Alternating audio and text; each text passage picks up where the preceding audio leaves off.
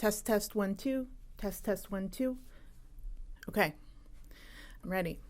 Hi, I'm Belle from Fireside English. Apart from talking to another English speaker who is knowledgeable enough to be able to correct your mistakes, there is no better way to practice your speaking than to record yourself. What do you mean I have to record myself? Then I have to listen to it, and I cannot stand my voice. I sound like an idiot. And what's my family gonna think anyway? I'm just like talking to myself? Yeah, there's no way I'm gonna do that. That's super embarrassing. I'm just gonna watch a TV show and call it a day, okay? Okay, I get it. I really do. But I'm going to give you 10 reasons why I think you should change your mind. This activity is totally worth it, in my opinion. Number 1, you can just do this activity for 15 minutes. Ideally, you'd want to work on it for maybe half an hour or more, but if you only have 15 minutes that day, that's okay, because you can break up this activity very easily. Number 2, pronunciation, pronunciation, pronunciation. This is the best way to practice your pronunciation by yourself. Number 3, do you send audio messages to friends on WhatsApp? You could just download that same audio message and use that.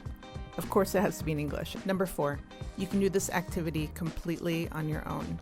You are just going to need a smartphone to record your voice and a computer, ideally, so that you can upload your audio and work on your transcription that way. And I'll talk more about that later. But if you don't have a computer, that's okay, because you can use your cell phone or your tablet. Number 5, so you will talk about literally anything you want. You can talk about what you had for breakfast. You can talk about the funny thing that your coworker did the other day. Or you can talk about environmental sustainability. Whatever interests you, whatever is relevant to you, just talk about it. So this means that this activity is going to be interesting and completely relevant, because you are going to be using vocabulary that you actually use. Number 6, the more you do this, the better you'll be able to catch your most common errors and to eventually stop yourself from making those same mistakes. Number 7, you will work on correcting yourself, which is an absolutely essential skill in language learning. Number 8, you will not just be practicing your grammar and your vocabulary, but you'll also be working on your intonation, your stress, and your rhythm. This will help you practice maintaining a natural flow and cadence in your speech. Number 9, you can use this to build confidence. You can record yourself all you want, and you never have to share a single audio with another person. Although later I am going to encourage you to share it with at least one other person, but we'll talk about that later. You can practice without judgment, as long as you don't judge yourself, and you can prepare for speaking in real life. Number 10, it is free 99. Have I convinced you yet? I really hope so. Now that you're hopefully excited to try it, I'm going to tell you exactly what I do so that you can do this yourself at home.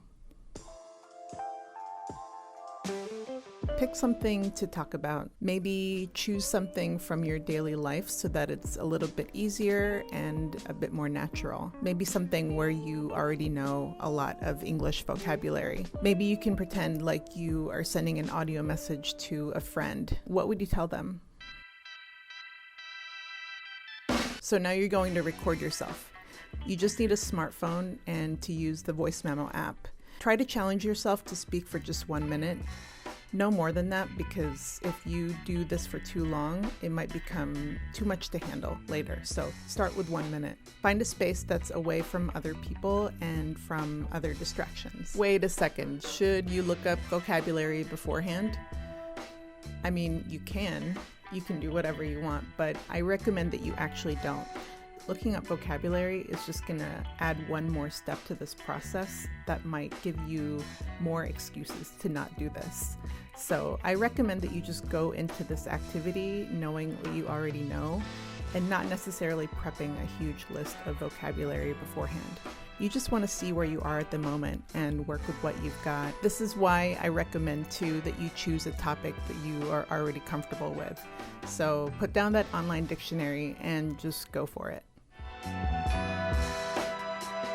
Hi Amanda, how are you? Actually, it is 6:00 a.m. I am awake from 5:30 and I am taking my coffee. It's delicious and I'm happy. even though a strange noise woke up me so early. I've told you as I make my coffee every day, isn't it? I don't remember.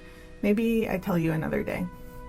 You said me that you like to read in the morning when you wake up, and I agree. Reading is so funny, and I enjoy doing it before I start working. I'm reading a very good graphic novel called On a Sunbeam. You should check it out. It's curious, but I only like to read books on the mornings. I watch TV in the night. I followed my psicologa's advices because lately I have been making meditation. I have a lot of problems for my anxiety, and meditation helps me. You should try it too. Thank you for listening to me. I hope you have a great day. Congratulations. You got through the worst part. Seriously, the rest of this you can do on your own time. You don't have to record yourself. It'll be great. You want to go to revoldiv.com. I'll leave the link down below. Click Upload Video Audio. Select your file and then upload, and it takes 2 seconds. You want to make sure that the language is correct, so English, convert to text. It will process the file. It again takes another 2 seconds. And then if you want, you can play the file a little bit to see if it's correct. And here it will start to play. Sounds good.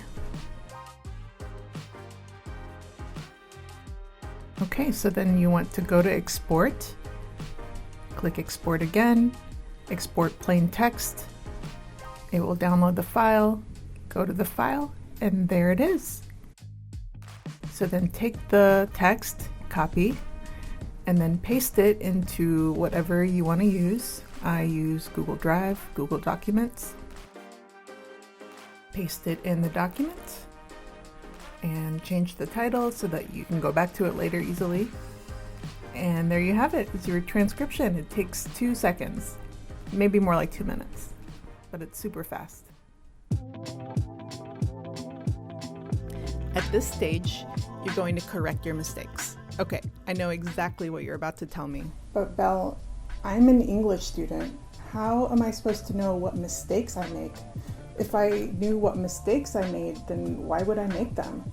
Yes, fair point. But I am 99% confident that you will be able to recognize some, if not most, of your mistakes. Isn't it true that even though we've learned something hundreds of times, that we know a certain grammar rule by heart, you still make that same mistake anyway? I know that I can't be the only person this happens to. When I do this exercise, I always make mistakes when I record. And then when I go back to review what I've said, I pretty much know exactly where the mistakes are. It's because you now have time and you're not under pressure of being recorded. With a calmer mind, you can see your errors, and chances are you know exactly how to correct them. All right, so I will start just by reading it out loud to myself. Hi, Amanda, how are you? Actually, it is 6:00 a.m. That doesn't sound right. It's definitely currently. It is 6:00 a.m. I think I can say 6 a.m. or I can say 6 o'clock. I am awake from 5:30 and I'm taking my coffee. Oh, look, Google will correct me. That's good. I'm drinking my coffee. That's right. It's delicious and I'm happy even though a strange noise woke me up so early. I've told you how I make my coffee, not as I make my coffee. I'm translating from como incorrectly again. Haven't I? Yeah, not right. Exactly. Maybe I tell you another day. I'll tell you. That's right. I have to use the future tense. You said me. I make that mistake all the time. I agree is not correct. I agree. Reading is so fun. It's not funny. It's not funny, haha. And I enjoy doing it before I start working. I'm reading a very good graphic novel called On a Sunbeam. You should check it out. It's curious, but I only like to read books. It's interesting, not it's curious. I'm translating again from Spanish. I only like to read books in the mornings.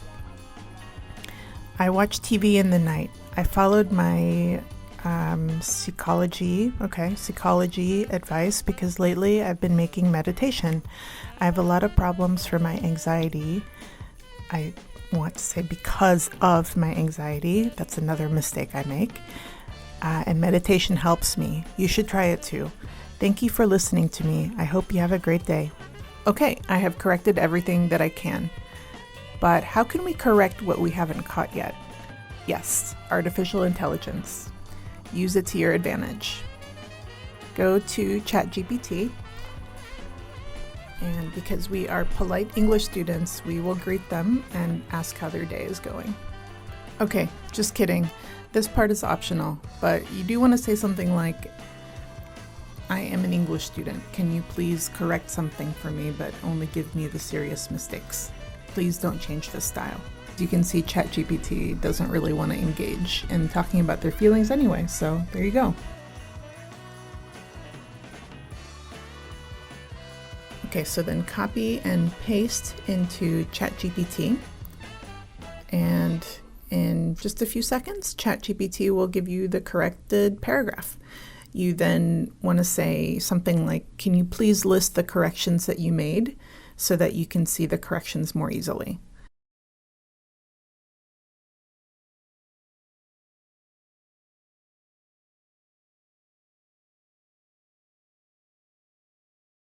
Once you have the newly corrected version, copy and paste this into your document.